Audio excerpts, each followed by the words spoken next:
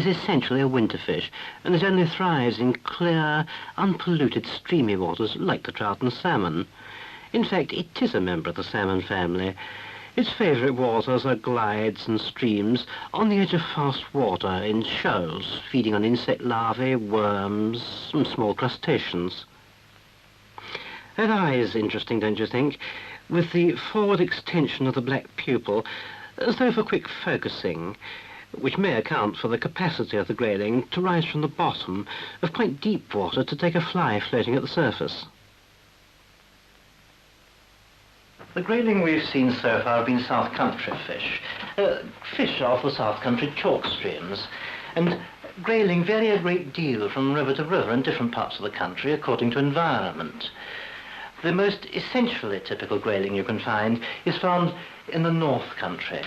In those Pennine streams that run down through the West Riding of Yorkshire, you find the essence of all that grayling fishing means. Dawn pushes up from the rugged Pennine tops. We're at the River Wharf, in the West Riding of Yorkshire. To the tourist, this is an area of the dramatic English novel, with its stone farmhouses, cottages and villages, built among the lonely moors in the north of England. To the naturalist, this is an area of primeval limestone rock, out of which waters have come to form a river that has carved and worn a long winding course through the valleys of the plain. A beautiful river this, utterly different from southern softness, and to the fisherman, it's classic country for the art of fishing for grayling. At the village of Burnsall arrive Reg Righyni and Herbert Normington. These two fishing partners, when they're not salmon fishing further north, fish this Yorkshire River as their home river, and have done so all their lives. For trout, when trout are in season, as they do in spring and summer. But when the trout are done, Reg and Herbert turn to the fine, delicate sport of the grayling. Reg Righyni is a dedicated fly fisherman all the year round. Herbert, in winter, fishes the gilt tail with float tackle. When the water is cold and full, as it is now in depth of winter, then only does Reg reluctantly compromise from the delicate dry fly that is his love to the wet fly. But he still fly fishes, while others, such as Herbert, use the gilt tail to fish down the deeper streams, which is a subtle art as well.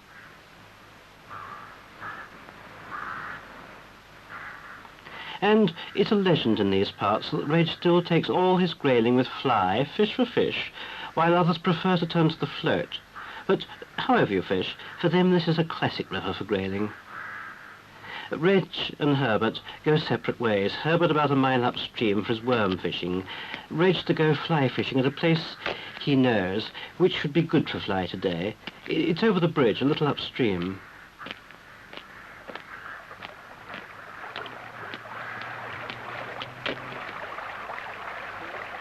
The water here has shallow glides among the fast runs.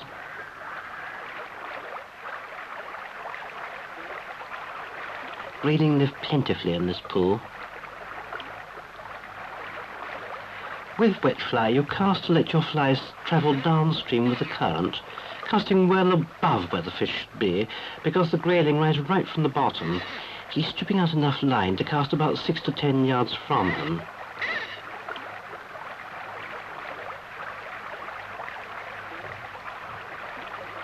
The line falls slackly. The flies will go naturally. There's the point fly, a red tag, simulating the action of a live nymph under Reg's careful control. Then the first dropper, an olive nymph, and the bob fly, fog black. Notice how Reg's left hand, delicately all the time, controls those flies as they fall and are taken down with the current. The flies are never out of touch, as it were, with the rod. This is speculative fishing, exploring every place where grayling should be. A mile or so away, Herbert is fishing in a high gully of rocks known as Loop Scar. He's fishing the worm down the deep pools between the fast-running tumbles of water. The float is made of balsa wood. A piano wire extension below the body cocks the float in the current and takes the worm smoothly and naturally down.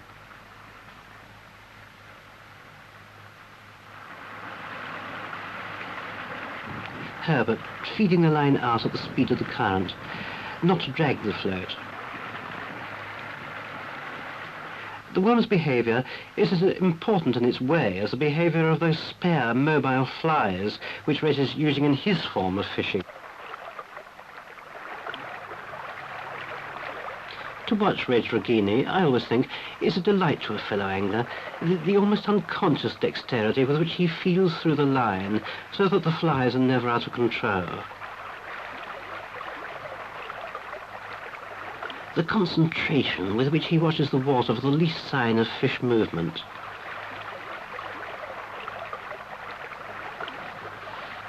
These flies don't imitate any specific insect, but rather a suggestion of insect life generally, active, working with the current, responding to every phase of movement of the current, to deceive the fish into thinking that this is food, moving just below the surface. With Reg intent on the water, covering every likely piece of water. Hello, a strike. See the typical Grayling fight, backing away. It always makes maximum use of the current. That's his main defence. Ah, he's lost it. It's got off. This happens often with Grayling in this kind of water, which enhances the excitement and interest of the fishing. Let's see how Herbert's getting on. He's changed his position to fish all the gentler water along the side of the fast-running stream.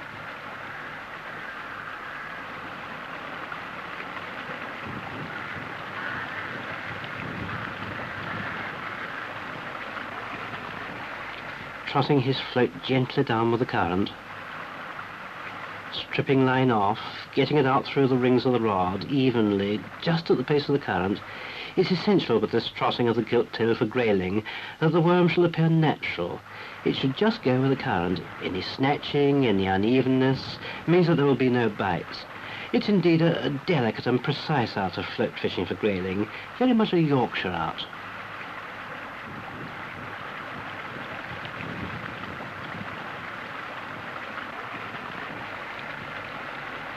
There it goes, quite smoothly, evenly, to tempt those Grayling lying, waiting for food.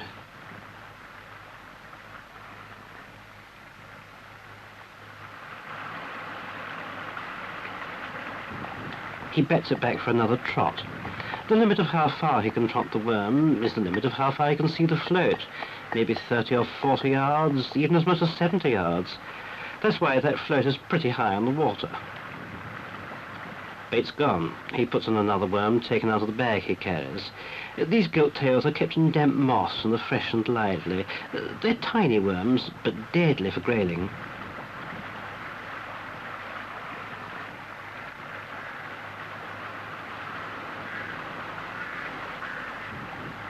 Notice the gentle lob of the cast, so that the lightly hooked worm will not be thrown off.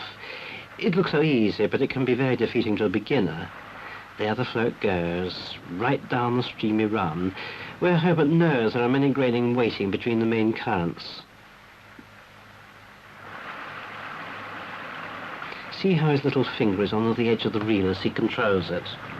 He knows the Grayling are waiting, probably just in that easement of water beside the main current.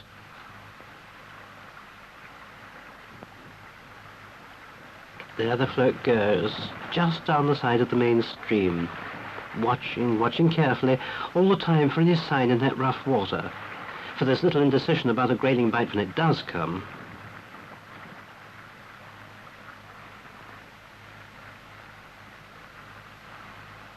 And there it is, a bite.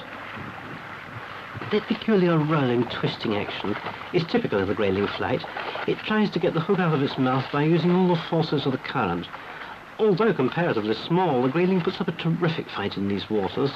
A great deal of skill has to be used, even after it's hooked, to make sure that it's not lost.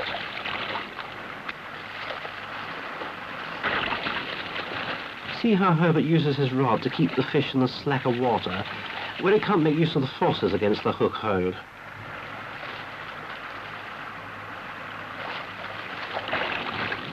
Now he's getting it in. Gently. Down with the net and under. And here it is, smelling of river mint and wild thyme.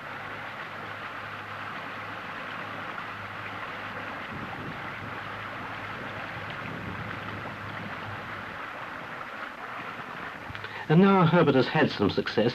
He knows there'll be a shoal of those Grayling there, as indeed there must be in Reg Righyni's pool, where he's still trying to entice them to that deliberate rise by floating his fly delicately and gently just beneath the surface.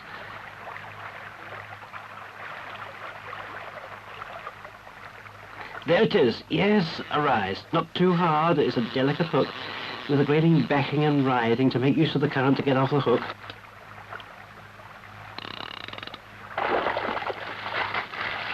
And there's Reg using all his skill, playing against the cross currents, trying to get the fish under his control into the slacker waters. Giving it line when he thinks it's to his advantage. Taking line when he knows it's safe to do so.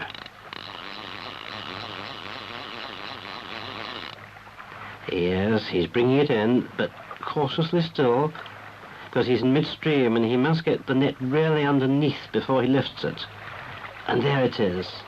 Another of the many in this classic Grayling River, and lovely to eat.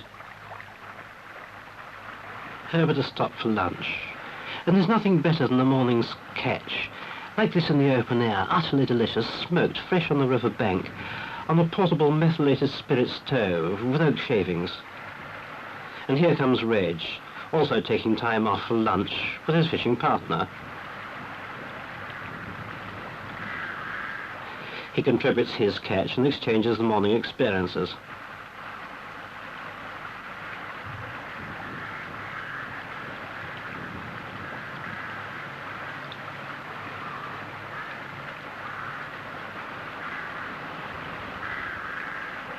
And there's no one more reluctant than I to leave them in this North Country angler's paradise.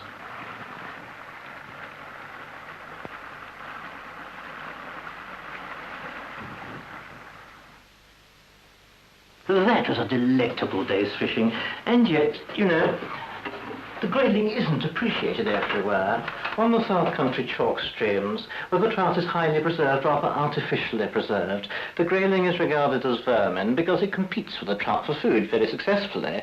But in the north, the Grayling is rarely valued as much as the trout, in fact, and I must say I agree with that.